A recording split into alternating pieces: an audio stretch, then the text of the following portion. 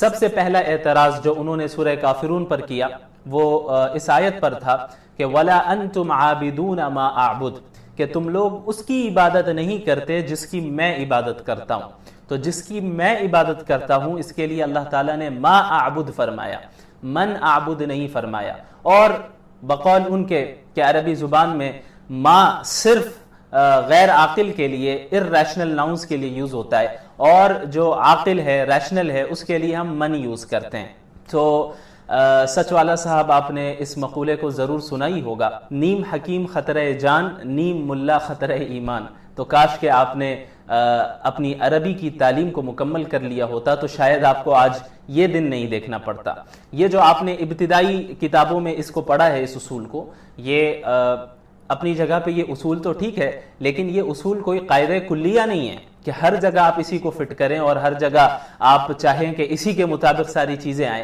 آپ جب بلاغت اور فصاحت کی کتابوں کا مطالعہ کریں گے، اس کے علاوہ نحو اور صرف کی کتابوں کا مطالعہ کریں گے، تھوڑی اوپر کی کتابوں کا، یعنی ابتدائی درجوں کا نہیں، تو وہاں پر آپ کو اس کی وضاحت ملے گی کہ بہت سی ایسی وجوہات ہیں جن کی بنیاد پر ماں کو من کی جگہ پہ اور من کو ماں کی جگہ پہ استعمال کیا جاتا ہے. اور انہی وجوہات میں سے ایک بہت بڑی وجہ یہ ہے جو عام طور پر پیش آتی ہے، وہ یہ ہے کہ جب ایک عاقل اور غیر عاقل دونوں کو ایک ساتھ ذکر کیا جائے اور کسی ایک ہی حکم کے متعلق دونوں کو ذکر کیا جائے، تو ایسی صورت میں دونوں کے لیے، یعنی عاقل کے لیے بھی اور غیر عاقل کے لیے بھی، دونوں کے لیے ماں کا لفظ استعمال کیا جا سکتا ہے. تو یہ ماں اور من کے ڈفرنس پہ تو باقاعدہ ابواب قائم کیے گئے ہیں نحو صرف کی کتابوں میں، لیکن افسوس کہ آپ نے ان کتابوں کا مطالعہ کیا ہی نہیں ہے، تو ظاہر ہے آپ کو اس کا فرق سمجھ میں نہیں آئے گا. تو یہ جو میں نے بتایا، اب آپ سورہ کافرون میں دیکھیں کہ غیر عاقل کو اللہ کے ساتھ ذکر کیا گیا، یعنی وَلَا أَنَا عَابِدٌ مَا عَبَدْتُمْ، اس کا بھی ذکر ہے کہ تم جن کی عبادت کرتے ہو میں ان کی عبادت نہیں کرتا. اور تم کس کی عبادت کرتے ہو؟ بتوں کی عبادت کرتے ہو، پتھروں کی عبادت کرتے ہو، لکڑیوں کی عبادت کرتے ہو جن میں کوئی جان نہیں ہے، عقل نہیں ہے، irrational چیزیں ہیں. اور اس کے مقابلے میں اللہ رب العالمین کا بھی ذکر ہے کہ وَلَا أَنْتُمْ عَابِدُونَ مَا أَعْبُدُ، یعنی تم اس کی عبادت نہیں کرتے جس کی میں عبادت کرتا ہوں. اور اللہ رب العالمین کا ذکر ہے، تو اللہ کے ساتھ بتوں کا بھی ذکر ہو رہا ہے، غیر عاقل کا بھی ذکر ہو رہا ہے. تو جب دونوں کو ایک ساتھ ذکر کیا گیا اور دونوں کو ایک ہی حکم کے متعلق ذکر کیا جا رہا ہے، وہ ہے عبادت کرنا. ان کی بھی عبادت کر رہے ہیں مشرکین، عبادت اس کی بھی کی جا رہی ہے، ان باطل خداؤں کی بھی کی جا رہی ہے، بتوں کی بھی کی جا رہی ہے، اور ہم اللہ کی عبادت بھی کرتے ہیں، اللہ ہی کی عبادت کرتے ہیں. تو ایسی صورت میں دونوں کے لیے ماں کا یہ استعمال کرنا یہ بالکل درست ہے عربی زبان کے اعتبار سے. بہرحال یہ آپ کا پہلا اعتراض تھا. دوسرا اعتراض سورہ کافرون کی کے اوپر یہ تھا کہ اس صورت میں ایک ہی چیز کو دو بار اللہ تعالیٰ نے کیوں ریپیٹ کیا؟ قُلْ يَا أَيُّهَا الْكَافِرُونَ لَا أَعْبُدُ مَا تَعْبُدُونَ وَلَا أَنْتُمْ عَابِدُونَ مَا أَعْبُدُ، پھر وَلَا أَنَا عَابِدٌ مَا عَبَدتُّمْ، پھر وَلَا أَنْتُمْ عَابِدُونَ مَا أَعْبُدُ لَكُمْ دِينُكُمْ وَلِيَ دِينِ. تو اس پہ آپ نے یہ اعتراض کیا کہ علیاذ باللہ یہ بے فائدہ ایسے ہی ذکر کر دیا گیا ہے، اور آپ نے اس میں یہاں پہ بہت لب کشائی بھی کی اور کہا کہ بھئی قرآن کریم کا اکثر حصہ ایسے ہی ہے جو بے فائدہ ہے اور ایک ہی چیز کو ریپیٹ کیا جا رہا ہے. تو کامن سینس کی بات ہے، جب آپ قرآن کی زبان کو جج کرنے بیٹھ رہے ہیں تو کیا آپ اردو زبان سے جج کریں گے؟ اردو زبان کے اصول کو، اسلوب کو معیار بنائیں گے یا انگلش کو معیار بنائیں گے؟ نہیں. قرآن کریم کے اسلوب کو، اس کی عربی کو سمجھنے کے لیے اور یہ دیکھنے کے لیے کہ اس کا اسلوب صحیح ہے یا غلط ہے فصاحت اور بلاغت کے اعتبار سے، آپ کو فصیح حجازی عربی کے اسلوب کو ہی جاننا ہوگا. کسی اور چیز کے ذریعے آپ نہیں اس کو جج کر سکتے ہیں.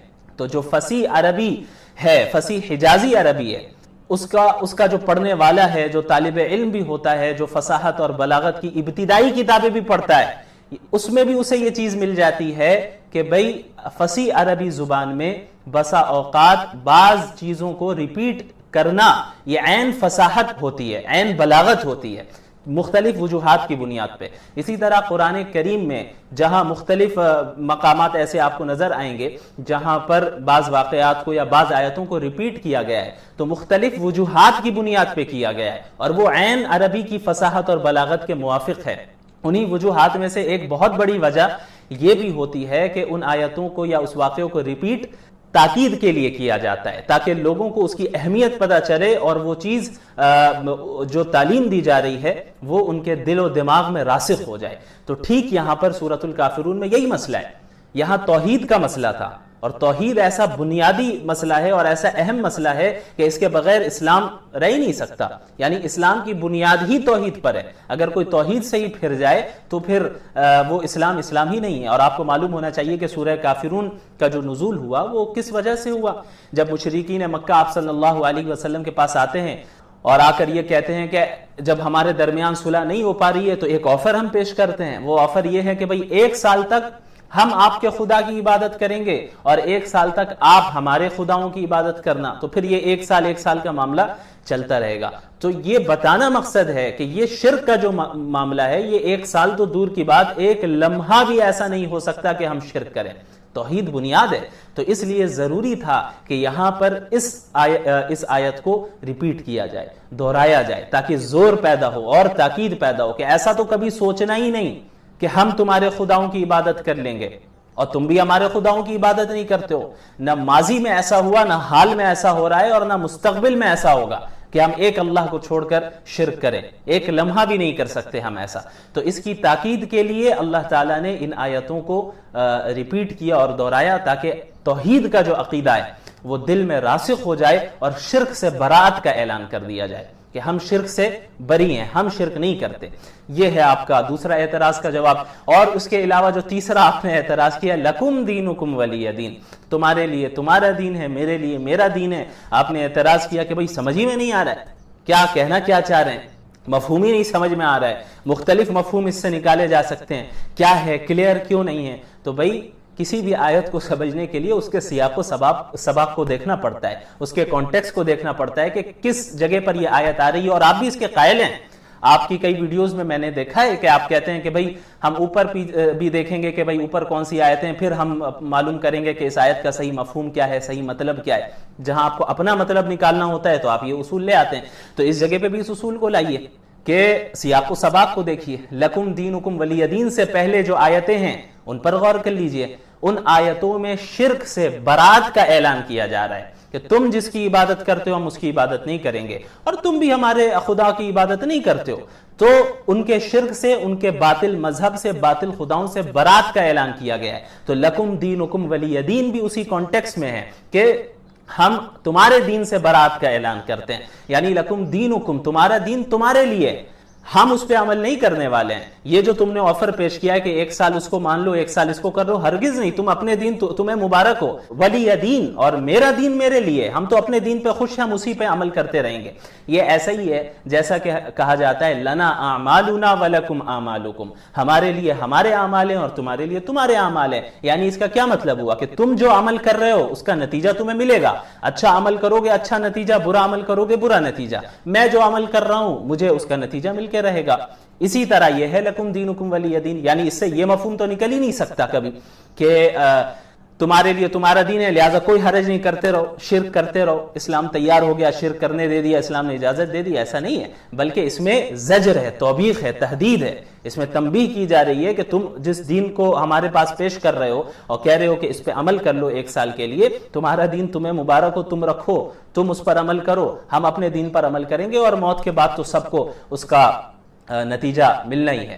تو یہ اس سے پتہ چلتا ہے کہ یعنی یہ آپ کے اعتراضات ہوتے ہیں, یعنی اتنے بھونڈے اعتراضات کہ ایک تو آپ نے اسی سے پتہ چلتا ہے کہ آپ اپنے آپ کو کس طرح ایکسپوز کر رہے ہیں, آپ کا کیا علمی لیول ہے, عربی زبان کو آپ کتنا جانتے ہیں. ان اعتراضات کو ہی کر کے آپ اپنے آپ کو ایکسپوز کر رہے ہیں, قرآن پر کوئی اثر نہیں پڑ رہا ہے. اچھا آپ جو دیکھنے والے ہیں میں ان سے بھی کہوں گا کہ آپ خود سوچیں کہ اگر ان اعتراضات میں ذرہ برابر بھی وزن ہوتا تو ان سے پہلے جو کفار مکہ تھے وہی اعتراض کرتے. کفار مکہ میں بڑے سے بڑے لوگ تھے جنہیں عربی زبان میں زبردست مہارت تھی اور دن رات قرآن کا چیلنج ان کے پاس موجود تھا کہ اس جیسی کتاب لا کر دکھاؤ, اس میں کوئی ایسی کتاب ہے جو حق ہے, اس میں کوئی غلطی نہیں، کوئی باطل اس میں داخل نہیں ہو سکتا. لا یاتیہ الباطل من بین یدیہ ولا من خلفہ تنزیل من حکیم حمید. تو اگر یہ ما اور من اور ریپیٹ کرنے کا جو مسئلہ ہے، یہ ساری چیزیں اگر فصاحت اور بلاغت کے خلاف ہوتی تو سب سے پہلے ابو جہل یہ اعتراض کرتا، دیگر کفار مکہ اعتراض کرتے ہیں. لیکن اس طرح کے اعتراضات کہیں آپ کو نظر ہی نہیں آتے، کیونکہ وہ بھی جانتے ہیں کہ عربی کیا ہے. اور یہ جو کلام پیش کیا جا رہا ہے محمد رسول اللہ صلی اللہ علیہ وسلم کی طرف سے، اس کا معیار کیا ہے، کتنا بلند ہے. تو چونکہ اب اس پر اعتراض وہ کر نہیں سکتے تھے، کوئی مسئلہ مل نہیں رہا تھا انہیں، تو پھر اب مسلمانوں پہ ظلم و زیادتی کر رہے تھے، انہیں تکلیف پہنچا رہے تھے. آج یہی معاملہ ہو رہا ہے. ان حضرات کے پاس کوئی ڈھنگ کا اعتراض نہیں ہوتا ہے، بس چونکہ سامنے جو بیٹھے ہوتے ہیں سب ویسے ہی ہیں جن کے پاس کوئی علم نہیں ہے، اور خود بھی ویسے ہی ہیں جو اندھوں میں کانا راجا ہوتا ہے، اس طرح کا معاملہ چل رہا ہے. اور ان کے جو چیلے رہتے ہیں 4-5، وہ انہیں اور ہوا میں اڑاتے رہتے ہیں، یہ اڑتے رہتے ہیں، یہ سمجھتے ہیں کہ بہت اچھا اعتراض کر رہے ہیں، بہت اہم باتیں ہم رکھ رہے ہیں، اور لوگ انہیں علامہ سمجھ رہے ہیں، ان کے سارے ماننے والے. بہرحال یہ آپ کے مختصر سا یعنی آپ کے اعتراضات کا مختصر سا جواب ہے. تو جو حق کو تلاش کرنے والا ہوگا وہ اس کے لیے یہ چیز بالکل واضح ہو جائے گی. لیکن اگر آپ بیٹھتے ہی ہیں اس لیے اعتراض کرنے کے لیے کہ زبردستی کیڑے نکالے جائے، بس مجھے اسلام سے دشمنی ہے، بس جو ہو مجھے وہ کرنا ہے،